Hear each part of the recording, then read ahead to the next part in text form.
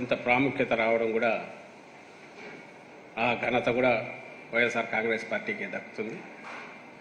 దానికి అంత ప్రాముఖ్యత ఇచ్చి 2019లో రిలీజ్ చేసిన మేనిఫెస్టో కట్టుబడి ఉండడం, మేము ప్రభుత్వంలోకి వచ్చాక అమలులో కూడా 99% పైగా పూర్తి చేసి 2024 ఎన్నికలకు మళ్ళీ సిద్ధం కావడం. దానివల్ల ఈసారి మేనిఫెస్టో కూడా దాని మీద హై ఎక్స్పెక్టేషన్స్ అందరికీ ఉన్నాయి. జగన్మోహన్ రెడ్డి గారు కొత్తగా ఏం చెప్తారనేది కూడా చాలామంది ఎదురు చూసి ఉండొచ్చు. ఈ నేపథ్యంలో మేనిఫెస్టో గురించి నిన్నటి నుంచి స్టేట్లో వైఎస్ఆర్ కాంగ్రెస్ పార్టీ మేనిఫెస్టో గురించి చర్చలు కూడా జరుగుతున్నాయి. నేను ఇక్కడ 2 విషయాలు, ఒకటి మేనిఫెస్టో అనేది అంటే జస్ట్ ఒక తాయిలాలు అనౌన్స్ చేసే, ప్రకటించే, మేము రాగానే ఏం చేస్తామని ప్రకటించే, ఒక హామీల కుమ్మరించే, గుప్పించే పత్రం లాంటిది అయితే అది మేనిఫెస్టో అనిపించుకోదు. దానికి ఒక పత్రికా ప్రకటన అయినా సరిపోతుంది. మేనిఫెస్టోలో తెలియాల్సింది వచ్చే 5 ఏళ్లలో దేనికైతే ప్రజలు మనకు తీర్పు ఇస్తారో ఈ 5 ఏళ్లలో మొత్తంగా రాష్ట్రం కానీ, ఆ రాష్ట్రంలో ఉండే వివిధ వర్గాల ప్రజలు కానీ, ఆ సమాజం యాజ్ సచ్ ఏ రకంగా ముందుకు పోతుంది, తీసుకెళ్ళాలి అనే ఒక స్పష్టత లేదా ఒక విధానం మాకేముంది అని చెప్పడమే మేనిఫెస్టో లక్ష్యం. అన్నాళ్ళు మాట్లాడిన ఉపన్యాసాలు ఏదైనా కావచ్చు, ఆఖరుకు ఆ రకమైన హామీ పత్రం ఏ సమూహానికైతే, ప్రజా సమూహాన్ని మనం టార్గెట్, మన కాన్స్టిట్యున్సీ అనుకుంటాము, అంటే ఇక్కడికి వచ్చేసరికి రాష్ట్రం మొత్తం, మా పార్టీకి సంబంధించినంతవరకు ఈ రాష్ట్రమే పూర్తి కుటుంబం. దీని బాగోగులకు సంబంధించి ఈ 5 ఏళ్లలో ఏం చేస్తాం, గత 5 ఏళ్లలో ఏం చేశామని చెప్తూ ఈ 5 ఏళ్లలో ఏం చేయబోతున్నామని చెప్పే ప్రయత్నం బలంగా చేసిందే నిన్నటి వైఎస్ఆర్సీపీ మేనిఫెస్టో. ఈరోజు అందరి చేతుల్లో ఉంది. దీన్ని ఇలా కాకుండా కేవలం తాయిలాలు అనౌన్స్ చేసే దీనిలాగా, అంటే మీకు అది చేస్తాం, ఇది చేస్తాం, వచ్చేస్తే అని గాలిమేడలు చూపించి అరచేతిలో వైకుంఠం చూపించడం అయితే అది మేనిఫెస్టో కాదు. అలా అది మేనిఫెస్టో అవుతుందని అయితే మేమైతే అనుకోవట్లా. జగన్మోహన్ రెడ్డి గారు రాజకీయలోకి వచ్చి పార్టీ పెట్టి ఆయన ప్రజలకు నేరుగా కనెక్ట్ అయ్యి చెప్పడం మొదలుపెట్టాక ప్రజల్లో కూడా ఇది కదా మేనిఫెస్టో అంటే అభిప్రాయం వచ్చింది వైఎస్ఆర్ కాంగ్రెస్ పార్టీ మేనిఫెస్టో. అందుకే దానికి ఇంత సిగ్నిఫికెన్స్ నిన్న వచ్చింది. అయితే దీంట్లో నేను ఇంతకుముందు అన్నట్టే కేవలం ఆ మేనిఫెస్టో అంటే ఏమేమి మనం ప్రకటిస్తామో తాయిలాలు అనేదే చూసేవాళ్లకు అరే ఇక్కడ ఏం కనపడలే కదా కొత్తగా అనేది అనిపిస్తుంది. అందులో మా పార్టీ శ్రేయోభిలాషులు కూడా ఉంటారు. అరే ఇదేముంది, ఇంకా 2 అనౌన్స్ చేస్తే బాగుండేది కదా అనేది కూడా కొంతమంది అనుకోవచ్చు. అలాగే అసలు నీ మేనిఫెస్టోలో ఏమీ లేదని తీసి పారేసే చంద్రబాబు నాయుడు గారు లాంటి వాళ్ళు కూడా అదంతా డొల్లాని వాళ్ళు మొక్కుబడిగా నిన్న ఏమేమి తిట్టాలనో అవన్నీ నిన్న వాళ్ళు మొదలుపెట్టారు. ఇంకా మేనిఫెస్టో అనౌన్స్ చేస్తుండగానే మొదలైంది. నువ్వు ముందు పాత హామీలు ఏం చేసావు దాని గురించి చంద్రబాబు నాయుడు మమ్మల్ని అడుగుతాను. ఎవరైతే 14 ఏళ్ళు ఈ రాష్ట్రాన్ని నాశనం చేశాడో, ఆ తర్వాత అపోజిషన్లో ఉండి కూడా రాజశేఖర రెడ్డి గారి మరణానంతరం 9 నుంచి 14 వరకు ఆయన ప్రాక్సీలాగా, ఆయన గవర్నమెంట్ లాగే కాంగ్రెస్ ఉన్నప్పుడు అప్పుడు ఏ రకంగా ఇండైరెక్ట్ కొట్టాడో, దెబ్బ కొట్టాడు, ఇంక్లూడింగ్ రాష్ట్ర విభజనతో సహా కొమ్మక్కైపోయి అది పక్కకు పెడితే మిగిలినవన్నీ పక్కకు తోసిన 14-19 మధ్య చంద్రబాబు తన విశ్వరూపం చూపించింది. రాష్ట్ర ప్రజలందరూ చూశారు, రాష్ట్రం చూసింది. ఆయన ఈరోజు వచ్చి జగన్మోహన్ రెడ్డి గారు నిన్న ప్రకటించింది ఏముంది దాంట్లో అని అంటున్నారు. ఏమీ లేనప్పుడు మరి ఎందుకు అంత తిట్లు తిట్టాలనో నిన్న ఎక్కడో ఈరోజు నాకు చూపించారు ఏకంగా.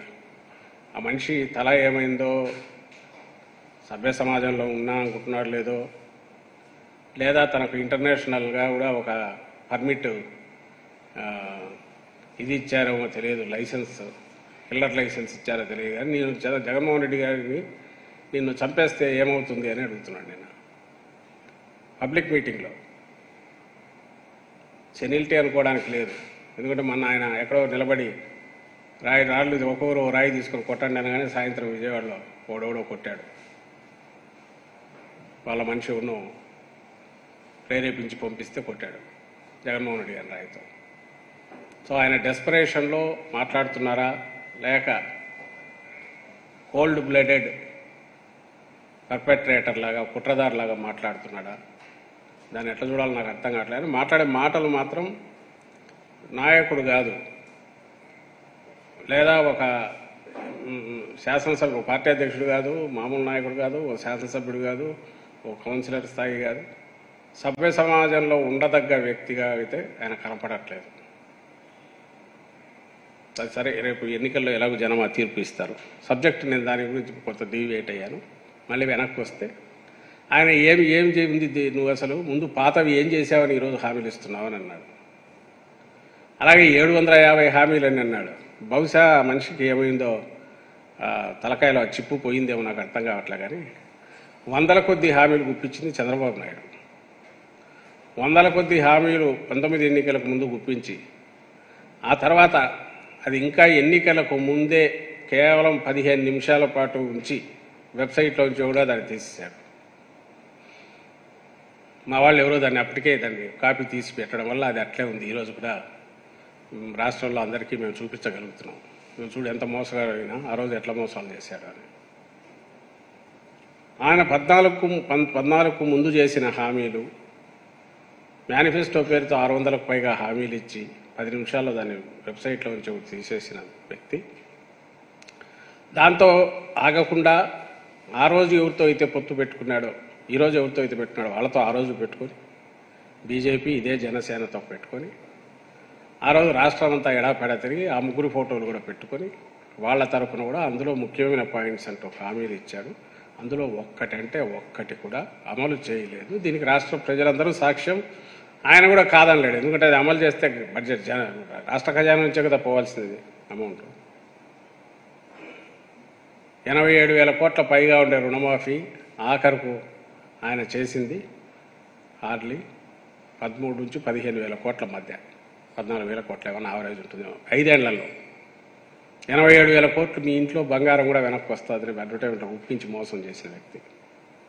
సబ్సిడీ, సిలిండర్ మీద సబ్సిడీ 100 రూపాయలు, సంవత్సరానికి 12 అన్నాడు, అసలు లేదు. నిరుద్యోగ వృత్తి, ఉద్యోగం వచ్చేంత 2,000 అన్నాడు, లేదు. ఇంటి స్థలం 3 సెంట్లు అన్నాడు, రాలా. ఇవన్నీ అందరికి తెలిసినవి. దీని కాక ఆయన 14-19 మధ్య ఏమేమి అరాచకాలు జరిగాయి, దాని దుష్ఫలితాలు ఎట్లున్నాయనేది కూడా అందరూ గమనించారు, ఎవరు మర్చిపోలే.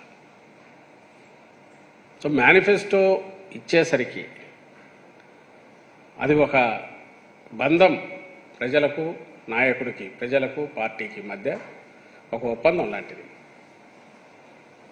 ఒక బాండ్ లాంటిది. ఏ బాండు? ప్రామిసరీ నోట్ లాంటిది. నేను ఇదిగో ఇవి చేస్తాను అని అంటే అంతవరకే చేస్తాడు, అంతకు మించి చేస్తే అవకాశం ఉంటే చేస్తాడు, చెప్పినవి ఖచ్చితంగా చేస్తాడు. ఇలా ఉండాలనా, లేక ఎన్నికలు రాగానే ఒక 3-4 నెలల ముంచి ఊదరగొట్టి అరచేతిలో వైకుంఠం చూపించి మిమ్మల్ని ఎక్కడో ఏదో చేసేస్తానని ఎన్నికలు అయిపోయిన తర్వాత వాటిని పక్కన కట్టేసి చెత్తబుట్టలో వేయడం జరగాలి. ఇక్కడే కాదు, మన పక్క రాష్ట్రాల్లో కూడా ఎన్నికలు జరిగాయి. ఆ రోజు అనౌన్స్ చేసిన దానికి నిన్న ఒక పక్క ముఖ్యమంత్రి పేర్లు అనవసరం ఎక్కడో అంటున్నాడు, ఈసారి గ్యారంటీ ఆగస్టులోగా నేను పూర్తి చేసేస్తాను రుణమాఫీని ఏదో అని అంటున్నాడు. ఎన్నికలు అయిపోయి సుమారుగా అయింది, ఇంతవరకు చేయట్లా.